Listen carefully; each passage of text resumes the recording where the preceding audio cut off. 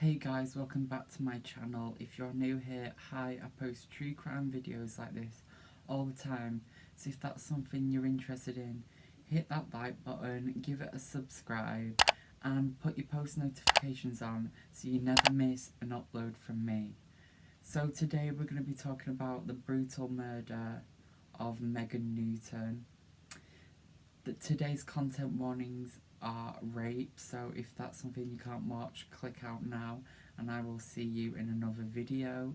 So let's get on to today's case. Megan Newton was an 18-year-old girl from Stoke-on-Trent in the UK. She was born to her parents Michael and Sarah Newton. She did amazing in school. Megan played for the teens, under-18s girls football team, and then taught an under-7s football team on the side. In her spare time, she raised money for her football team to be able to pay for new equipment and kits, which just shows the type of person Megan was. She was kind, she was generous, and she was passionate. She was obsessed with football and all things sports. To be honest, her whole life surrounded around sports. Megan was highly ambitious and driven. She wanted to be the first person in her family to go to university. Her dreams didn't stop there. She wanted to go to America and get a scholarship so she would be able to become a physiotherapist or like a sports therapist. Megan had a job at a local fish and chip shop. She was a teenager and teenagers want to buy lots of things, so she needed the job to be able to fund all the things she wanted to do. She actually lived in her own apartment, so this job would help her to fund her living. Throughout this case, you're gonna realise what a sweet and caring person Megan Newton really was. On the 19th of April 2019, Megan and her friends had plans to go out drinking together. Megan had work that night, but she still wanted to go out with her friends. So she went to work and then she finished her shift at around 10:30 p.m. She made her way home to get ready to pick an outfit, do her hair and makeup or whatever she was doing. When she was finished getting ready, she went to meet her friends. At around 11 p.m, Megan and her friends were at a pub having pre-drinks before the rest of their night out. They then were going to a club and they were going to continue partying into the night. Megan was having an amazing time and she stayed out till the nightclub closed at 3:30 a.m. Megan and her friends walked to a taxi rank to wait for a taxi to go home. They wanted to call it a night. All the people who had been in the club were all like hanging around the same area because they were all waiting and finding out the ways they were going to get home. This is when Megan bumps into an 18-year-old boy named Joseph Trevor. Megan and Joseph actually knew each other from school and they had the usual catch-up conversation when you bump into someone that you know. They start talking about what they were doing at the moment, since they weren't at school. Joseph tells Megan that he is now a semi-professional footballer, and remember, Megan's whole life is surrounded by football, so she must have been really interested in this conversation. They get talking about their night and they find out that they'd both been in the same club that night.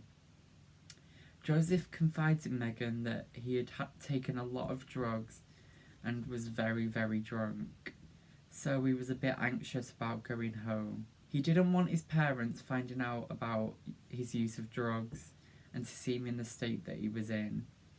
Joseph's dad was actually an ex-police officer and was quite strict, so he was a bit anxious about it. Joseph had actually been caught earlier in the night by the police with a bag of ket which was confiscated. Megan could see that he was looking quite anxious and on edge. So, being the kind person she was, she gave her phone to Joseph to call one of his friends to find a place to stay for the night. Joseph couldn't find a place to stay, so again, being the kind and caring person she was, Megan invited Joseph to stay the night at her apartment. Joseph's dad got in contact with Joseph to ask him where he was staying for the night, and Joseph actually lied to him and told him that he was staying at one of his male friends' houses. At 4 a.m, they left and made their way to Megan's apartment. This is all caught on CCTV, so as you can see, they were getting on in a taxi. They're getting in a taxi together. They then walk up the street and into the apartment building. In CCTV footage, Megan seemed happy and very comfortable being around Joseph. She didn't really seem scared or uncomfortable. At 5:54 a.m, Joseph is seen on the CCTV leaving Megan's apartment alone, using her house key. He then throws Megan's house key away and then walks about 15 minutes down the A500. He then sits on a bridge with his legs like dangling over the rails. A car then pulls up to check if he's okay. The motorist actually called the police, so I'm assuming that the conversation between Joseph and this passerby was quite concerning, and the police were equally as concerned as this motorist. They took him to the hospital and he was put into a mental health ward. He was discharged a few days later, but in this time, a neighbour of Megan's had found the key which had been thrown away by Joseph. When the keys were found by this neighbour, they instantly recognised them to be that of Megan's.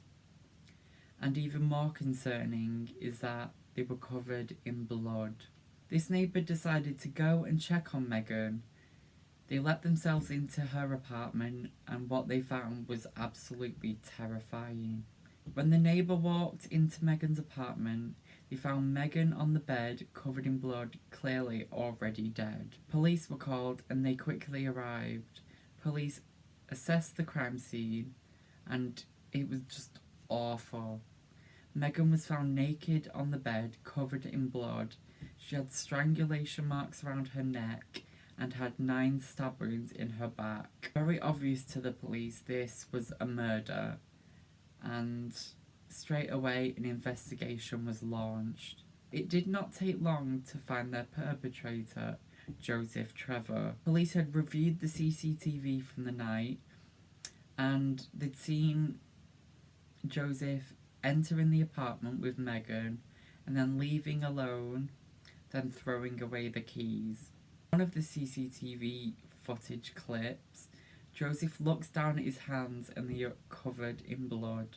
Police went to his house and immediately brought him in for questioning. So now I'm just going to talk a little bit about Joseph and his childhood and him growing up, so you get the picture of what he was like. So Joseph Trevor had a pretty normal childhood. He had a supportive family. He had no real issues, no abuse or anything, which I could find in my research anyway. However, at the age of 15, Joseph was arrested for the sexual assault of a 14-year-old girl. He was arrested at his school, and frustratingly, he never saw any repercussions as he was never charged for this. Even though he wasn't charged with anything, he couldn't escape what he had done, rightly so.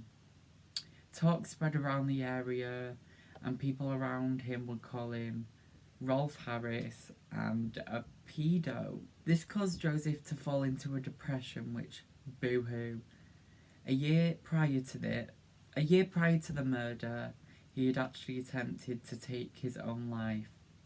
He had attempted to jump off a bridge, however, another passerby had actually intervened and stopped him from taking his own life. Joseph had been arrested and now is denying any involvement in the murder of Megan Newton. So the story of the murder goes like this. The two go into Megan's apartment as seen on CCTV. The two are talking together and the topic of Joseph's past comes up. Megan actually apologises to him for telling people about the assault of the girl, and this is when Joseph blacks out. He was just in such a fit of rage that he claims to not remember any of the attack, which is awfully convenient. Joseph raped 18-year-old Megan twice before strangling her until she was unconscious, and went into the kitchen, got a knife, and then stabs Megan 9 times in the back. Joseph continues to deny all of this. He claims that they had consensual sex, which police and I strongly believe is a lie. Police believe that being the kind and caring person Megan was, that she invited Joseph in for him to sober up, and she had no sexual intentions. The story is that Joseph tried to initiate sex, which Megan declined, which made him so angry that he decided to attack her. He then left the apartment as seen on CCTV.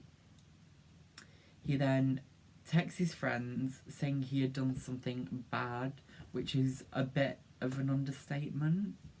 Killing and raping a girl is more than bad. It's evil.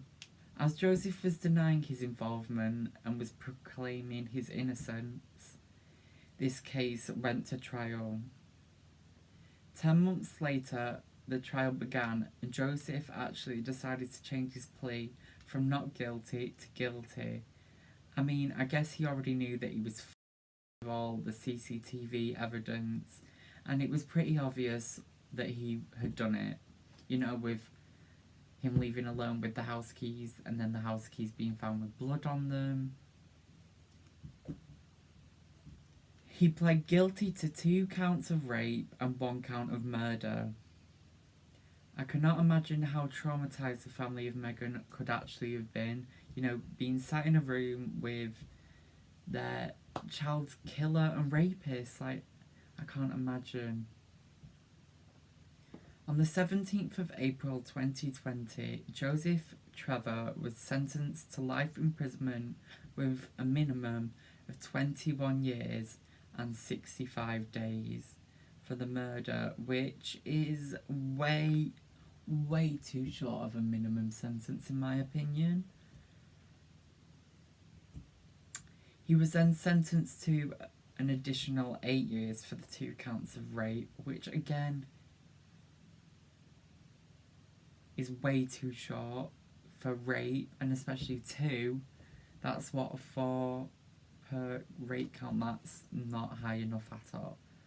But these sentences were to run concurrently, meaning at the same time, so it didn't really add any additional time onto his sentence. He is indefinitely, meaning for life, been placed on the sex offenders register where he belongs, so he will forever be labelled as a rapist. So if he ever manages to be released,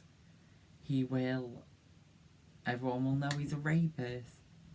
This means that one day Joseph Trevor could be free and he'll be out on the streets after murdering and raping a young woman, which is not okay. But it'll be like in his 40s, I believe, when he's up for parole. But I personally don't think he will get parole. Let's all pray. To add on top of this case, Joseph has been accused and charged with 2 rapes of other girls. In my research, I couldn't really find much about it and any sentencing, but that'll probably add to the less likeliness of probation, or parole rather. So I do hope he gets or has got a nice, fat, lengthy sentence added onto his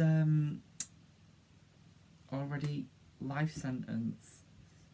So that's all for this case. Thank you for watching.